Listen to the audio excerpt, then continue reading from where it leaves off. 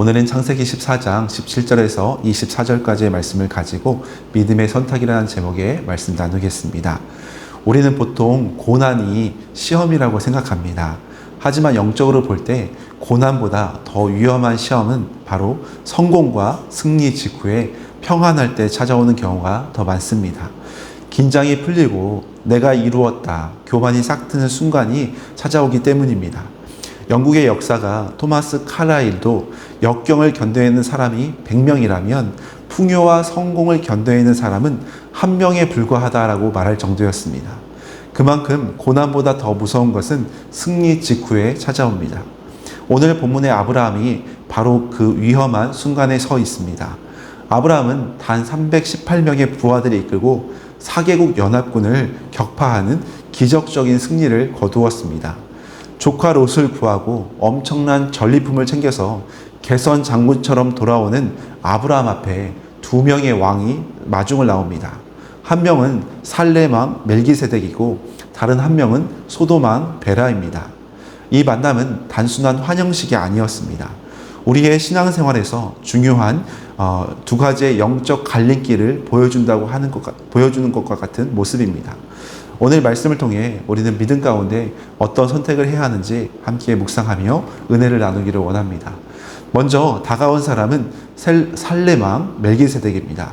18절에 보니까 살렘 왕 멜기세덱이 떡과 포도주를 가지고 나왔으니 그는 지극히 높으신 하나님의 제사장이었더라, 이렇게 말씀합니다. 멜기세덱은 떡과 포도주를 가지고 나왔고 지극히 높으신 하나님의 제사장이라고 소개하고 있습니다. 히브리서는 그를 예수 그리스도를 예표하는 인물이다라고 말씀합니다. 멜기세덱 왕은 지친 아브람을 먹이며 이렇게 축복했습니다. 20절 상반절에 보면 너희 대적을 내 손에 붙이신 지극히 높으신 하나님을 찬송할지로다. 아멘. 멜기세덱의 메시지는 명확했습니다. 아브람아, 내가 잘 싸워서 이긴 것이 아니라 하나님, 원문에 보면 엘 엘리온, 지극히 높으신 하나님께서 적들을 내 손에 붙여주시기 때문에 기적적으로 이긴 것이다. 그는 승리에 도취할 수 있는 아브라함의 시선을 즉시 하나님께로 향하게 했습니다. 이에 대한 아브라함의 반응은 20절 하반절에 보니까 아브라함이 그 얻은 것에서 10분의 1을 멜기세덱에게 주었더라라고 말씀하고 있습니다. 성경에 기록된 최초의 11조입니다. 이것은 세금이 아니었습니다. 나의 생명, 나의 승리, 나의 소유가 전부 하나님의 것입니다 라는 진실한 신앙 고백이었습니다. 우리가 일이 잘 풀릴 때 가장 먼저 해야 할 일은 내 능력을 자랑하는 것이 아니라 이 모든 것이 하나님의 은혜임을 고백하며 주님만 높이는 것입니다. 우리의 삶은 주님의 손길 아래 있는 것을 믿음으로 고백하는 겁니다.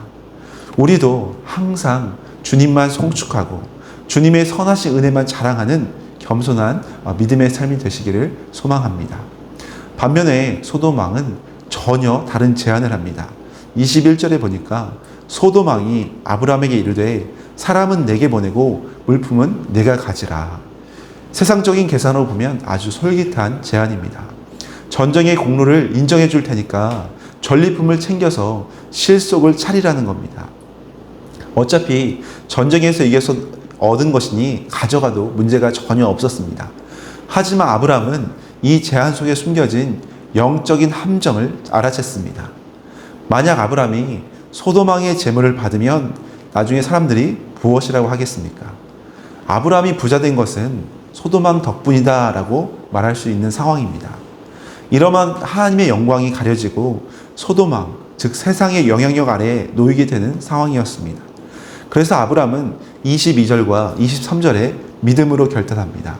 22절에 보니까 아브라함이 소돔 왕에게 이르되 천지의 주제이시오 지극히 높으신 하나님 여호와께 내가 손을 들어 맹세하노니 내 말이 내가 아브라함으로 치부하게 하였다 할까 하여 내게 속한 것은 실한 오락이나 들매끈 한 가락도 내가 가지지 아니하리라 말씀합니다. 실한 오락이 하나도 내가 갖지 않겠다. 이것은 단순한 자존심 싸움이 아니었습니다. 내 인생의 부요함은 오직 하나님께로부터만 온 것이다 라는 거룩한 믿음의 담대한 고백이었습니다.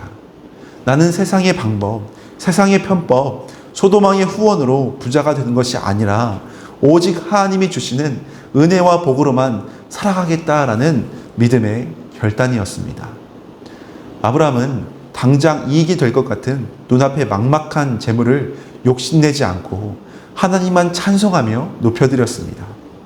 사랑하는 성도 여러분, 우리도 살아가면서 매일 이렇게 두 왕을 만나게 될 겁니다. 하나는 우리에게 떡과 포도주, 말씀과 은혜를 주면서 하나님이 하셨다 일깨우는 멜기세덱과 같은 주님의 음성입니다. 다른 하나는 돈은 챙기고 적당히 타협해라 유혹하는 소돔왕과 같은 세상의 소리입니다. 마치 세상의 소리가 더 솔깃하게 우리에게 다가옵니다. 오늘 아브라함의 믿음의 고백을 우리의 결단으로 삼았으면 좋겠습니다. 천지의 주제, 하늘과 땅의 주인이신 하나님, 하나님이 온 우주의 주인이신데 우리가 세상의 소돔 왕에게 정욕을 앞세워 탐낼 이유가 무엇이겠습니까? 천지의 주제이신 하나님께서 우리의 인생을 책임지시고 세상이 줄 수 없는 하늘의 신령한 복으로 매일 매 순간마다 채워주시는데 우리가 무엇을 염려하겠습니까? 이러한 믿음의 고백이 바로 우리가 오늘 해야 할 고백인 줄로 믿습니다. 소돔의 전리품, 세상의 소리가 아니라 멜기세덱의 축복, 주님의 말씀을 선택하며 결단하는 복된 성도님들 되시기를 예수님의 이름으로 간절히 축원합니다. 함께 기도하시겠습니다. 같이 기도하실 때 우리의 나된 것은 오직 하나님의 은혜임을 잊지 않게 하시고 멜기세덱에게 11조를 드린 아브람처럼 삶의 모든 영광을 주님께 올려드리게 해달라고, 또한 소돔왕이 주는 세상의 이익과 타협하지 않게 하시고 단호한 믿음으로 오직 주님만 나의 공급자로 삼으며 믿음으로 나아갈 수 있도록 기도하시고 우리나라와 또 이 나라의 민족과 또 우리 온성교회와 그리고 우리 가정과 또 개인의 기도 제목으로 주 앞에 기도하시고 돌아가겠습니다. 함께 기도하시겠습니다.